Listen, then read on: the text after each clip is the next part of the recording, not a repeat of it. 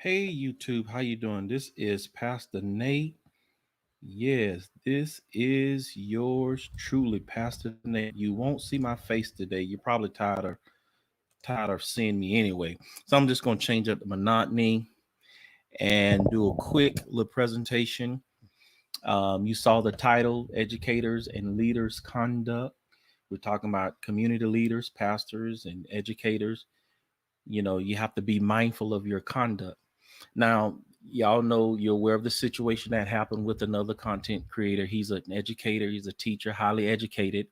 And there's a video that got out where he had said some, unfavorable things. Um, the good thing about it is he didn't do anything, he wasn't convicted. So he's still able to work wherever and still get promoted and advance in his career. So that's a blessing. However, the things that he said, I didn't, wasn't typically proud of, but hey, it happened in the past. It happened a few years, 3 years ago. And he even said, I went on his live and he said that, his other platform knew about it and people in his life. So it just got to YouTube. So it's nothing new.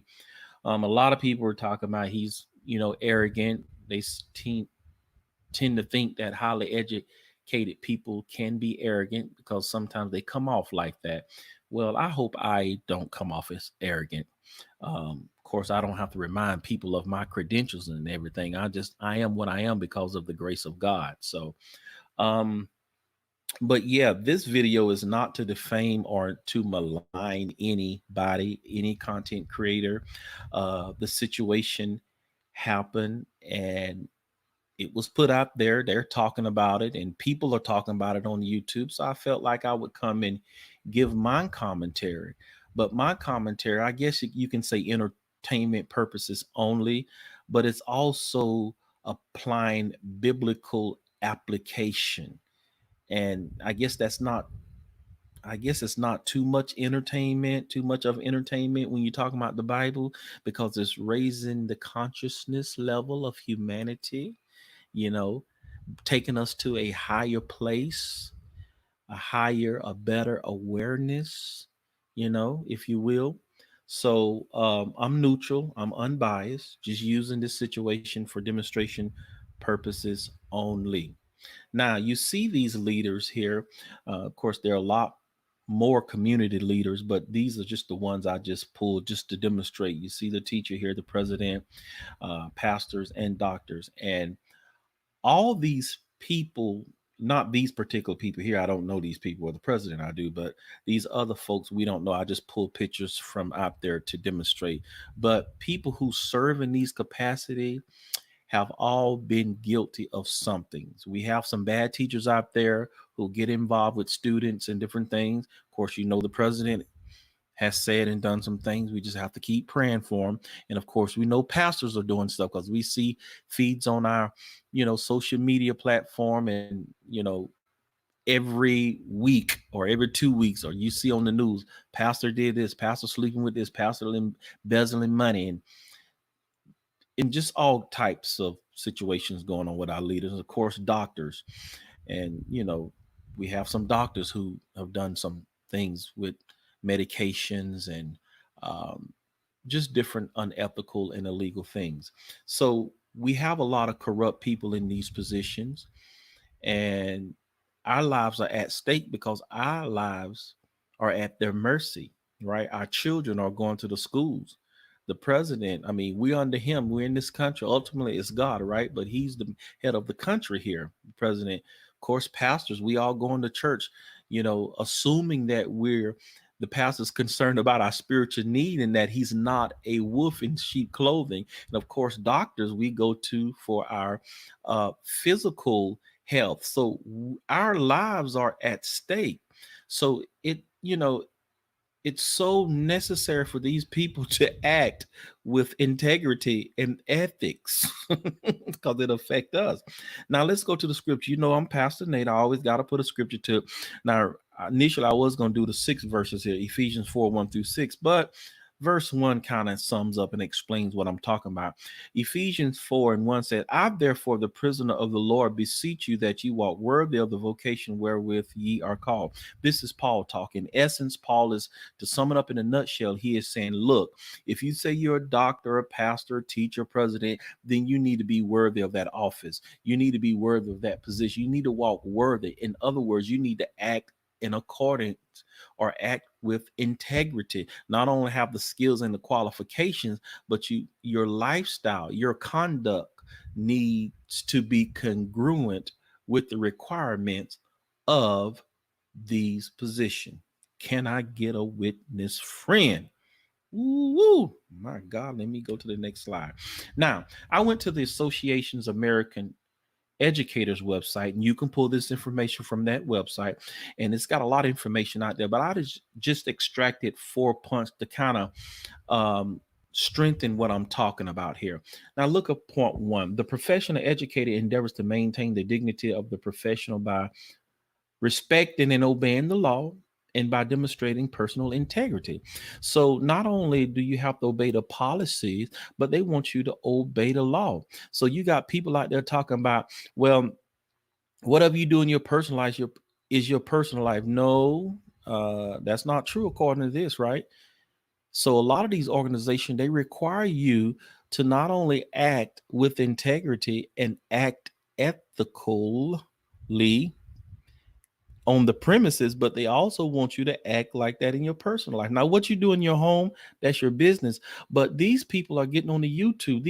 Some of these people are content creators. You got these professionals, these teachers, and some say they're lawyers and just different professional people out there, and they saying and spewing all kind of hate and vile things. And I'm wondering if their employee took a look at their YouTube channel, would that be a problem?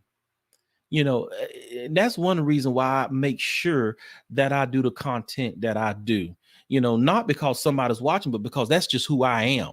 First of all, God is watching me, but with what I do, my church looks at what I do. So I got to make sure that, I'm on my A game. My job I told people I got a YouTube channel. They might look at what I do. So, and they all know, hey, I'm a pastor, I'm a musician, all that. They know that. So if I told them that and they see me act differently, or against their policies and values, it might be a problem. Y'all, I can't be playing around. I got rent to pay. Y'all ain't talking. All right, look at this second point here. The professional educator maintains sound mental health, physical stamina, and social prudence. Social prudence. When you're on social media, be wise. Be mindful. That's what that means. So whatever you do in your house is your business, but when you bring it to the platform, on a public platform for the world, I don't think you need to be doing all that cussing and stuff. If you say you're a doctor, you're a lawyer, you're a teacher, I would want my students going to the school leader. So no wonder parents are still pissed off and mad, at that educator. Parents, they were pretty mad. And I can understand their point of view because they're parents. When you got children, you don't like to hear that stuff.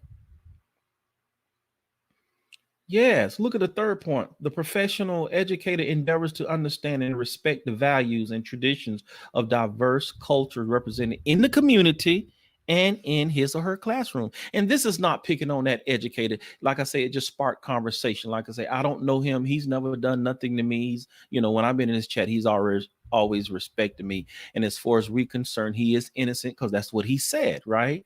Now, we heard the video. What he said didn't make him look good, but there was no actions behind that. He didn't take action. Okay, allegedly, according to what he said.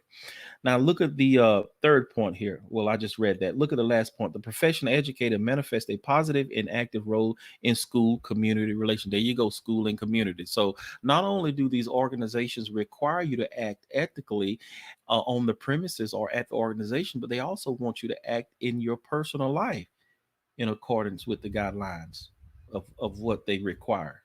That's why they do background checks when they hire you, right?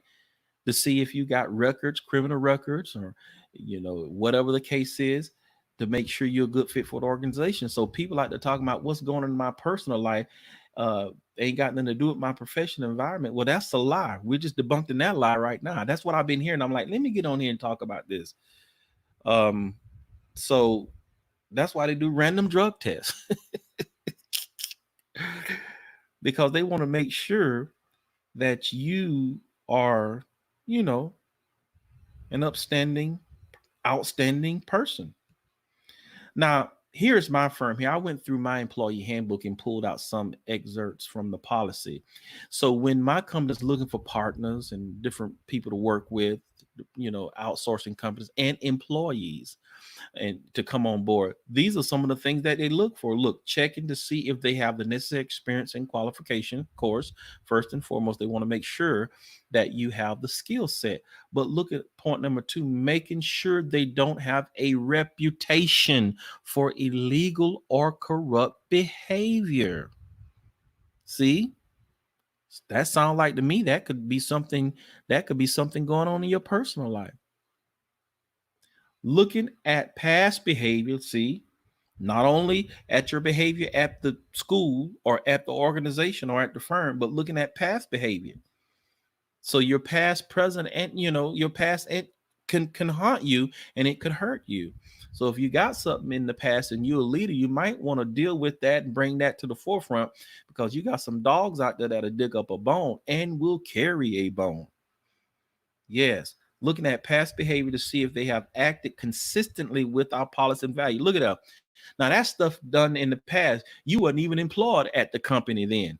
But they looking at to see if your past behavior was consistent with their policy and you weren't even hired yet. So again, you got to be mindful what you say, even in your personal life. Friend, I just want to bring this exhortation to you.